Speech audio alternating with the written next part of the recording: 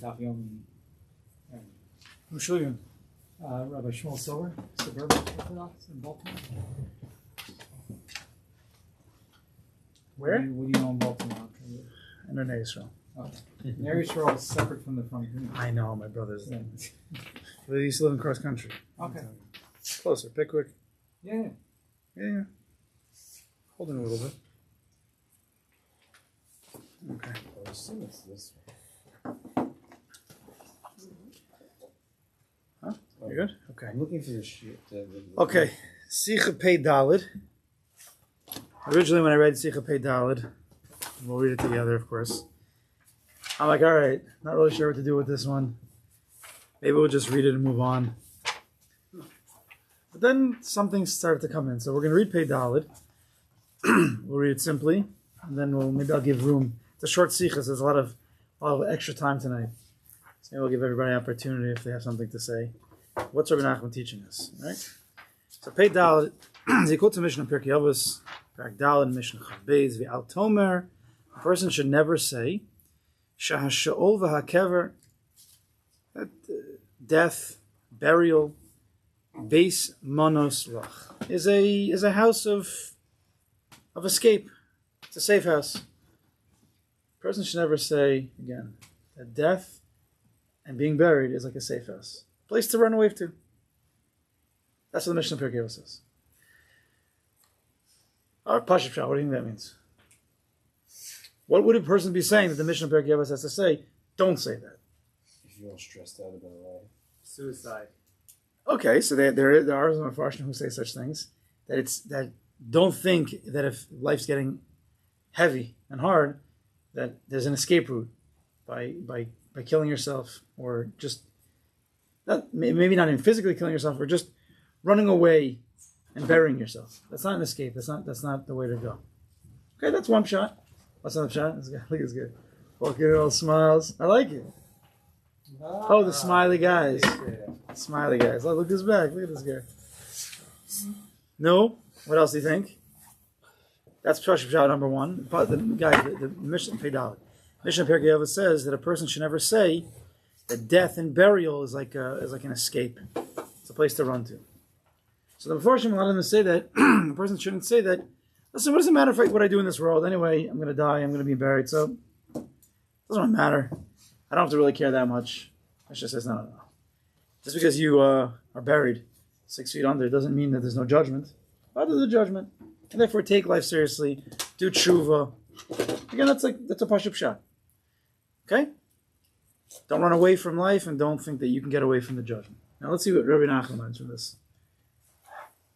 Says Rabbi Nachman, Kiba Olam Hazeh, in this world, Sheyesh L'Ha'adam Tirdos V'Ola Parnasa.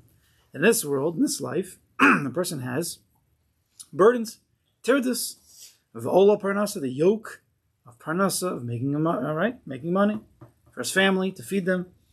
It's an ol, it's a yoke. It's possible that he can get stung, bit by some kind of insect. It's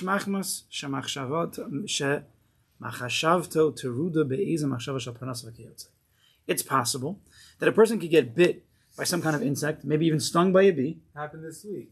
A billionaire, Prince William's friend, he's a billionaire, got stung playing polo by a bee. He died. Oh, well, here... Swallowed a bee and stung his throat. I mean, when does that happen? Wow. What? Okay, so we're not going to learn. That's not the shot here.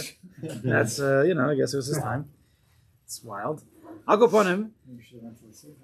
It could be, let's see, no one dies here. It could be that a person could get stung or bitten by an insect, and he doesn't even feel it. Why? Because his thoughts are burdened by some thought of Parnasa. He's so torrid, he's thinking about Parnasa, or in the name of Gashmis, he doesn't even feel a bee sting. Aval Sham Bekever, listen to what he says.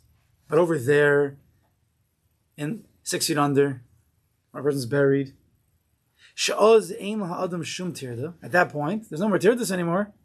You're dead. Nothing to do, nowhere to go, nothing to think about. V'shum Machshav Acheres, you have nothing to think about. There's nothing. You're down in there. Only Rabbi Nachman. Azhu shomeya afilu harachisha v'hahiluch shel toloim. The dead person can hear the movements and the walking, the crawling of the worms. Sorry, I should have prepared you for this one. Echem rochashim ubam elav, how they're moving and they're getting closer to him. He can hear it.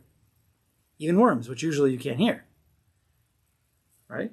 But now this person can hear everything. Umargish hatzar shakol neshicha neshicha. And he's going to feel the pain of every single bite. I was reading. The ein shum davar shiatrideyu. There is nothing that's burdening him. Vimna'eyu, and preventing him. Migoldot sa'aro akasha. There is nothing preventing him from this great pain. He's going to feel every single bite. He's going to hear every single movement of the worms. Rahman al-Atzam. Adkan Sicha Pei Dalet. So at first when I learned this, I'm like, I'm not sure really what to do with this. Okay?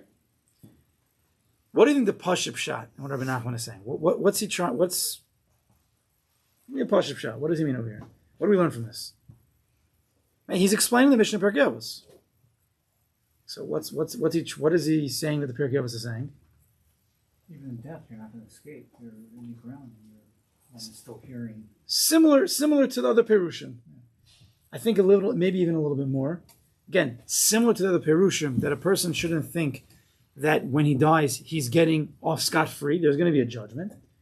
But since it's possible that a person, judgment, like what does that even mean? That's not really that doesn't really work anymore. Hey, watch out. If you do that, you're going to get burned by Gehenna. When is the last time that worked? But when you start to make it graphic, you start to talk about the worms and you getting bit by things and you're going to feel every single bite, people can chop that. It's a little more graphic, a little more real, close to home. So that might help prevent the person from having these types of thoughts. And, maybe I'll be a little more careful. And maybe that's what he's saying, the Pashup shot. Again, al derech the mefarshim of Avos, more of like a musar, more of a scare tactic to motivate a person to do good in this world, right? That's what probably a lot of the ways that people have grown up, that the way that you motivate people to do Torah mitzvahs and to stay away from bad things and speaking Lashon Hara is scare them half to death or scare them about death. And, hopefully that'll help them live a happy life. Okay. It's not usually, first of all, the derech Chasidus for sure. It's not usually a derech that actually works. It sounds like what he's saying is that if you can't get rid of the Torah, then you're not going to get rid of the religion. But there's no escape. Which is the first thing he said, right? But it's the idea of the Terudim. Like, if you think that things that are bothering you now, forget about going to Gehenna. If things bother you now and you're stressed out about these things, and you are dead, you're still going to be stressed out. Well, Chaim, so Chaim asked the question. Similar question. What does it even mean? You when your person's dead, he hears, he feels, Spiritual sense. Yeah. he hears the worms, he feels the pain, he's stressed out. It says that Neshama feels what happens to the body, right? It says that. It could be that's what he's referring to. It could be that there are different stages. There's a sefer I bought recently of Pinson. Remember Dover Pinson? Mm-hmm.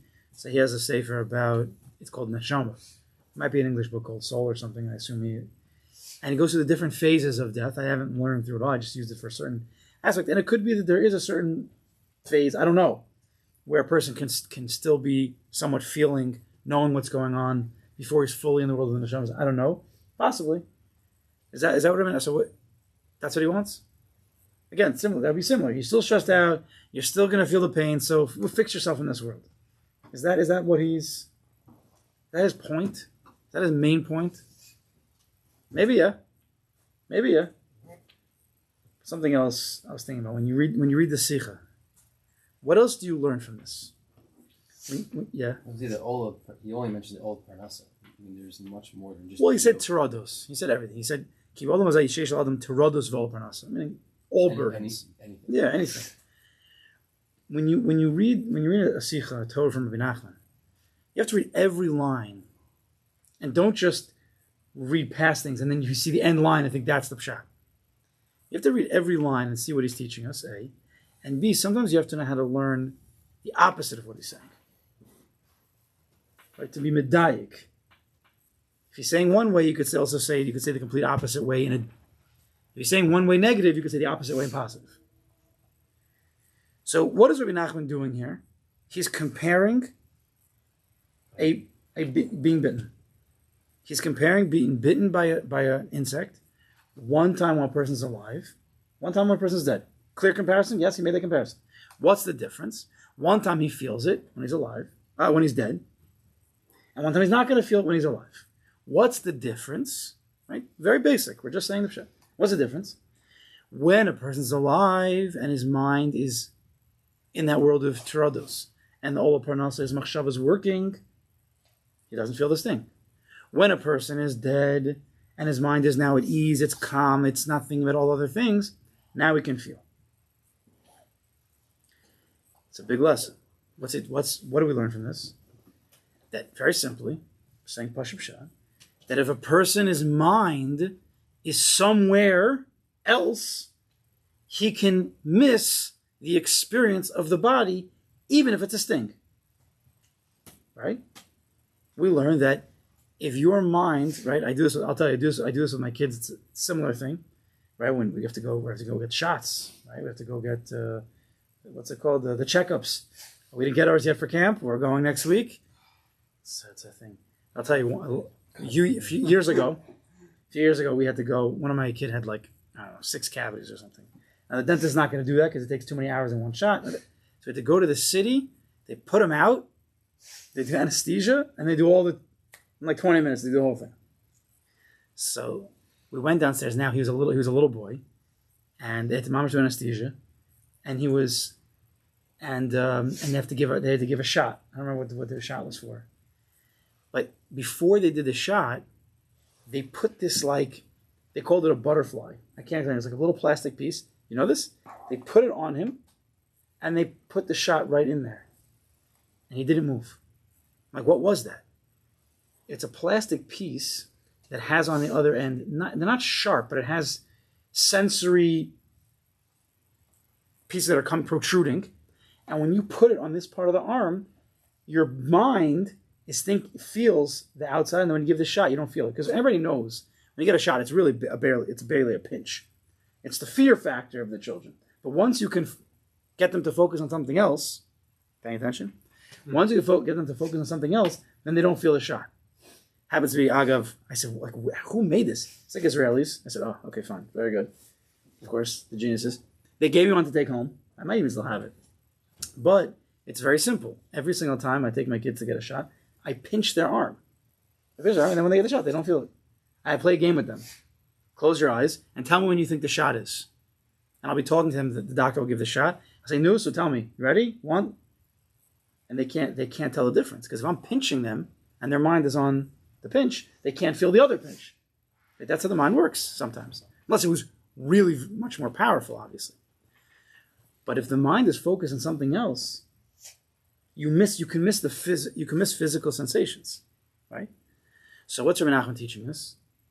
If a person has so many tirados in life, and he has this old parnasa on him, he can miss out on the experience of life. He can miss out. Not just miss out on the stings of life, you can miss out on the joy and the happiness of life. Right? Because if your mind is somewhere else, then you can't appreciate the present moment, what's happening. Correct? But when a person is dead, does that mean physically? What exactly does he mean? Does he mean really mamish physically? But when a person is not thinking about anything, all the troubles go away, then he can mamish hear every movement of every worm. He can feel every bite. It's a weird thing, but he can experience the sensations. He can experience the full experience of life. Right? So he's saying here. So we want to be able to feel life. We want to be able to hear.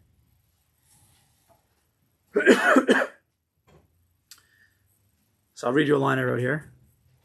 So when the mind is too busy, the heart loses its sensitivity. Right? When the mind is so busy, And the heart can't feel. The heart loses its sensitivity. It can't feel pain, like Rabbi Nachman is saying, but it also can't feel joy. That's the diak, that's the chiddush that we're saying from Rabbi Nachman's words. But he's talking about the pain. But it means also you're not going to feel the joy. HaKadosh Baruch Hu may be giving a person the potential for happiness, calm, and relaxation. Ready for this? HaKadosh Baruch Hu may give a person the potential for happiness, calm, and relaxation, but he can't access it because he's too busy chasing those very things. It could be that a person has happiness in front of him, but he can't appreciate it because he's too torrid and thinking about ways he can make money in order to be happy. Right? So that's lesson number one. Another layer is that, let's go back to the bites. What do you think the bites refer to? What are they in reference to? The bites when a person is dead. Probably person is getting punished, maybe. Maybe. The person gets punished, so therefore the worms, whatever it is, going to bite them, even though everybody decomposes, but tzaddikim don't. According to the Veras, we also get stings during life. What would the stings of life, what are they supposed to do for us? Have you ever learned the sugya of Yisurim Shalahava? What's the tachlis of Yisurim, of pain, of affliction? What's the true amkus? What's a Kadosh Baruch Hu's purpose? Talk to him. What? To talk to Hashem. It's for us to wake up. Growth. You wake up. The sting of life is, listen, I was trying to tell you 100 times, sir, you've gone off the path, right? Waze is like, okay, turn around. And then they start, okay, you still didn't turn around, you should turn around now. And Waze keeps telling you, how many times are they going to tell you? Turn around. And finally, you got to get smacked back in here. If you get too off course, it's going to be bad. So Kodesh has to give a little bit of a sting. But what happens when a person is so torrid in Gashmias, he doesn't even feel the sting? Now you're mamish off. Then he has to make the sting even more and even more. If a person is so torrid, his mind is so entwined with all the gashmis of life, and he's never sitting and thinking about what is Kadosh Baruch Hu trying to teach me, you're going to miss the boat. Simple as that. You miss the hints. The Kadosh Baruch Hu is always teaching people. Rabbi Nachman always says that the Kadosh Baruch Hu sends a lot of messages to people. So we want to be able to, we don't want the stings of life, but if we need them, we want to be able to feel them. We want to experience the full gamut of life. And therefore, a person, what's the takeaway message? Takeaway message is like Rabbi Nachman says many times, is you got to slow down life a little bit. You got to slow down. You got to think. You got to pay attention. Why did it happen? Why am I feeling so? What's going on? Who am I? What am I? If you don't think about it, it's just going to pass you by. Yes? Very simple. We're going to simple Musar. I don't know exactly what else to bring out from this Sicha. He meant something by this. Right? We're learning the opposite. If when a person when he's alive and he's so torrid in his thinking, he can't hear, he can't feel physicality, kol shekain, he's not going to be able to hear and feel a Kadosh Baruch. When he's dead and the machshavas are done and he's not moving, there's no tirdos, you can hear everything and feel everything. So let's try to do that while we're still alive. Let's try to slow things down, quiet everything down, quiet the mind down. A little hizbaininus, a little quiet time, relaxation, in order that we can hear what a Kadosh Baruch Hu is trying to teach us. The good or the bad. Either way, it's to help us. If you have a moon, of course. Simple. Yeah? Anything else anybody wants to bring out of this Sikha? It's a serious thing. Yeah, we talk about these, Rabbi Nachman has it. What? It's mindfulness. Yeah. People don't even realize. People don't even realize. That's Rabbi Nachman's teaching. People don't even realize that they're missing the experience of life. You don't realize because you're so torrid in your thoughts. You don't realize until you stop and you think and you appreciate a good sunny day, middle of the day, you're in the middle of work. Or you know what? everybody's had a vacation before. Everybody's had the time to relax a little bit, right? So we have to run away to have the vacation to enjoy life. But then we come back, we can't do it. Why can't we do it? Because we're so tired. Wouldn't it make sense if we could somehow figure out a way to a little bit to break away from that tirda when we're still alive, when we're not, right? Not on the vacation? We don't know what we're missing. What did you say, Zachar? No, I was going to say something about that. If that's true, that means we should also detach from tirdas. We can have our mind in a better place. Gata. So if we're having tirdas, we can not have to actually feel those things if we're able to put our mind elsewhere in a more of a calmer place. What are you saying? I'm saying the same thing, just alternative. No, so you're saying that a person is maybe what you're saying, that the person, he's feeling the tirdas. Not just that his mind is so. When a person's mind is busy and he's not feeling the pain, probably he's feeling stress. He's probably feeling a little worry, probably feeling a little anxiety, right? Maybe feeling overwhelmed.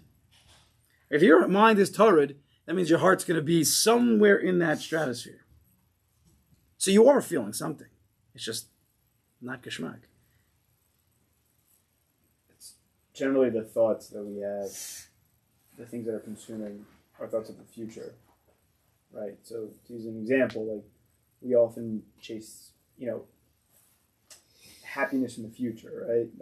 I'm thinking of thoughts like how to make money so I'll be happier in the future, when happiness is a feeling we feel in the current moment. Right, that's where Kadosh Baruch Hu gives him the potential for happiness and common relaxation now, but he can't access it because he's too busy chasing those very things. That's what you're saying, right? Right. It's the same thing. I think part of that botch is to get the person's attention to work on that. Like you just have to do your shabbos. Like just give it up to Hashem. And sometimes you need that punch to that Messiah to push you to that ultimate good. Yeah.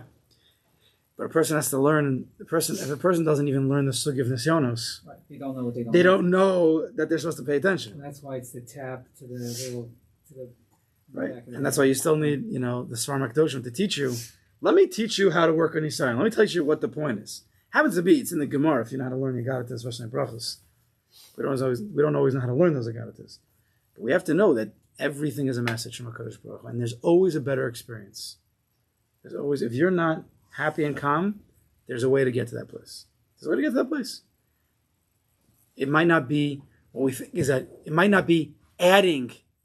I've been talking about this during the week on the Monday, Wednesday, I don't know who's listening to that, but we often think that to have happiness and calm in our life, we have to add more. If I had more money, I'd be happier. If I had a boat, I'd be calmer. So we're trying to add to get to these feelings, when in fact, probably, most often, you have to actually remove. Because kol hamosif goreh. The more you add, the more you take away. Mar b'nechasa mar b'daiga. You actually have to remove things. Cut back on what you think is going to bring you to that simcha. Again, what are the tirdas? Because he thinks that he has to work more to make more to get more simcha. I'll tell you, the joke is, maybe you've heard this joke before. My brother told this to me a long time ago. It's an old joke, I think. So, maybe I said this wrong. Joe and Bob they're sitting on the boat, and they're fishing.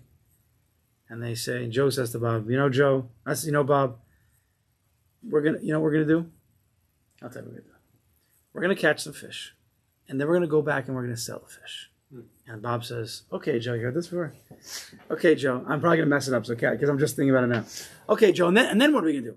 Well, we're gonna sell enough fish to make enough money to build a store on the bank, and we can make even more money. So then Bob says, that's great, Joe. And then what? Well, then, says Joe, we're gonna make even more money, and we're gonna buy a warehouse so we could hold the fish and sell even more. And Bob says, that's great. And then what? Then we're going to build a bigger store, not just a storefront. We're going to build a whole store, and we're going to become the biggest retailer of fish, whatever, I don't know, seller of fish in the state. And then what? And then we're going to go nationwide, and we're going to go the biggest. We're going to be the biggest fish salesman in the entire country. Bob says, wow, Joe. And then what? Joe says, then we're going to have so much money, we could sit in a boat and relax and fish. So Bob says to Joseph, then why don't we just do that right now? Right? They're running around to get the whole thing when you already are sitting on the boat and fishing. Okay. Ad Khan paid out. Let's go to Sichos Haran.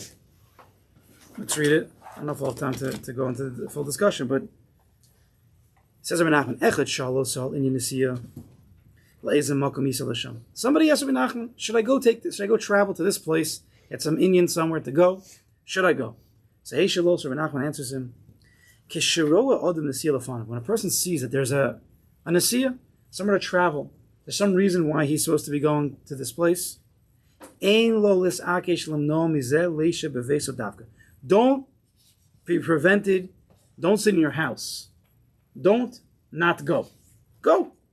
Why? Because every single place that a person goes,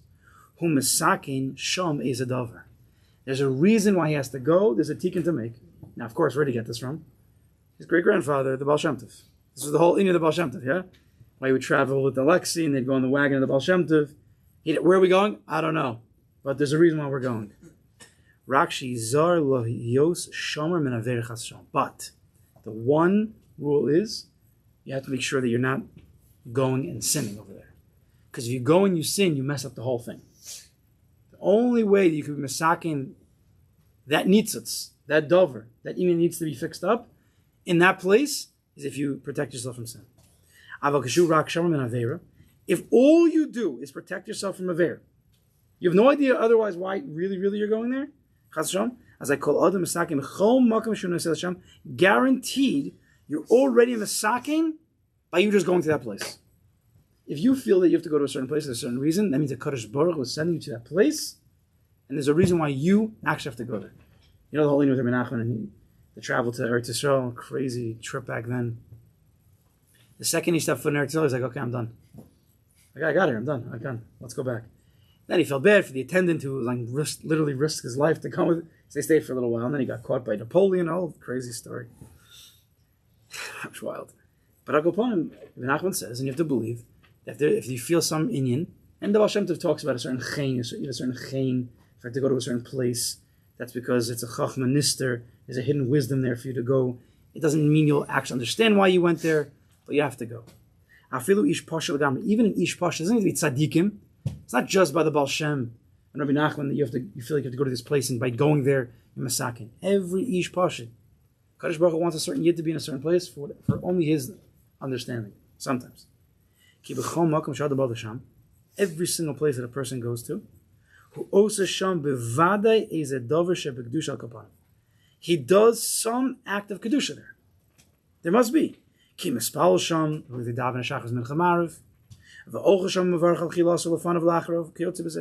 he'll eat some food, and I'll say a bracha rishona, bracha achrona. You're going to do something there. You might say an asher yotzer over there. You know, why do you have to stop at this rest stop? You have to say asher yotzer. No Jew has ever said an asher yotzer in this place. Because certainly, every Jew, even the lowest of them, al kopanim who osa kamud devarim shebekdusha b'chol mokom asher husham. He's doing some spiritual acts, some religious acts, whether he's saying Tehillim, he's davening, he's learning a little bit, he's saying a bracha. He's doing something over there. It's an act of kedusha.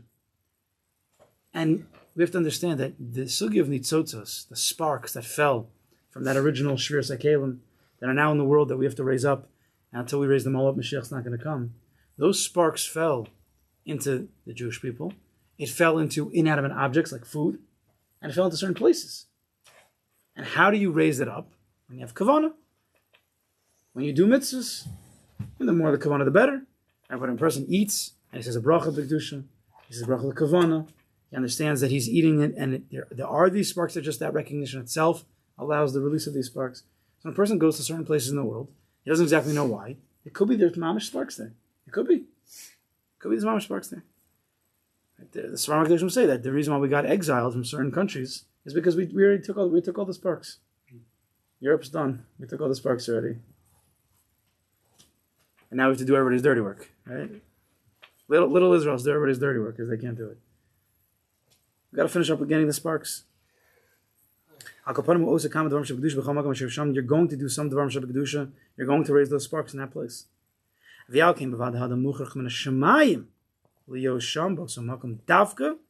Therefore, he's forced from Shemayim to get to that place.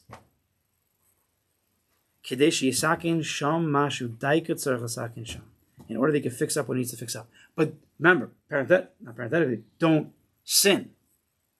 Because then you mess it up. You're making a mapecha of what was supposed to be. Now you left that nitzitz there, and not only that, you put more klipas on it. And then it becomes more difficult for the next person to get it out. Therefore it's good. It's good that he has this Nisiya in front of him. You should go. Because maybe if you wouldn't go, you'd be forced to go there in chains. Because if Kadosh Baruch Hu wants you to be in a certain place, he's going to get you there. And you want to go willingly. Chazal say about Yaakov Avinu. The Gemara says by Yaakov Avinu, who was forced Anas al Piyah Dibur to go down to Mitzrayim. Now we know there's many nitzotas that we have to do. Right? The Sarah Mikdoshim, Pinimis the Torah, the Arizal, speaks about why we had to go to Mitzrayim. Because it didn't really make any sense. But the reason is that there was a lot of nitzotas there that we had to bring out. Right? We took, that's the Pinimis Inyan of when we looted and we took out all of the jewelry from Mitzrayim. That meant the nitzotos. There's neshamas there. Okay, a little Erev Rav too. That was a little bit of a rough one first that we're still actually dealing with till today. But we had to take out all those neshamas, all those nitzotos. And by Yaakov Avinu it says, Roy, says the Gemara, crazy Gemara, Roy hoya Yaakov labor the Mitzrayim b'shal shalosh shal barzel. It was proper that Yaakov Avinu should have been brought down to Mitzrayim with chains. Meaning, he had to go down. There's nothing that he could have done to prevent that. And he should have been forced down in chains. Ella, says the Gemara, but he was Yaakov Avinu. He was big tzaddik. He was Roy that he didn't have to go down in chains. It wasn't so happy for him though. Right? He didn't go down in chains, but he did have a son that was taken from him for 22 years. Yosef went down in chains, I guess. Yosef a little bit. But Yaakov had, that wasn't so happy. He also lost Shimon for a little bit. He almost lost Binyamin for a little bit. It wasn't easy. Anas al Piyah Dibur. Kamokenu b'chol adam, says Menachem, so too by every person. Shu tov l'fan of mashin is daman l'nasi l'sham. It's good before a person, this Nasiya. When a person has a Nasiya, he has to go on a certain trip, it's good for you to go to that place. If you need extra motivation to go on your next business trip, here you go. Ki below ze ulai hayamuchrach leirid l'sham b'shal shelas. Because maybe you really need to be in that place for something unbeknownst to you, and you're going to be forced to go there in chains, or forced in some other way. Chas Hashem kana. V'chol ze diber in ish pashal agami. All this was spoken to a simple Jew that came to ask Menachem, should I go to this place I have to go to? And he gave him like this whole shmooze. The guy's like, whoa, I didn't expect that. Ki afil ish pashal agami Yisrael. Even a simple yid from Klal Yisrael, a simple yid is not so simple. Masakin gam kem b'chol makom shu b'lvad shehi shamor. He can be masakin in every single place he goes, but just one rule: guard yourself from that sin, because that'll mess up the whole program. He said this secret is hinted to already in the Priyatz Chaim, in Shar Krishma of the Arizal, the Kavanah Zechir Yitzias Mitzrayim, the Indian of remembering Yitzias Mitzrayim, the whole Indian that we had to go down to Mitzrayim, and why we had to go down to Malvin Nitzotzos, Ayin Sham V'Heaven. So this is part of the Hasidic philosophy, is that there's really a Kadosh Baruch Hu, and he really sends us on. He sends messages and he sends us on trips, and there's always a reason. There's always a good reason, and a person has to have emunah bitachon that there's something out there for him. If he's being offered this inyan, now if he's being offered to go somewhere because it has to do with averis or something, that's obviously not what we're talking about. But if it's something legitimate, then it's kedai for a person, and he should think like this because it could help him. Say a Krishma in that place. Say Ashiyatzer in that place. Say Modani in that place. You don't know what you could be masaking for yourself, for the world. You have no idea. But we have a moon on a Kadosh Baruch Hu. And it's mechazik a person. Okay. Can we apply now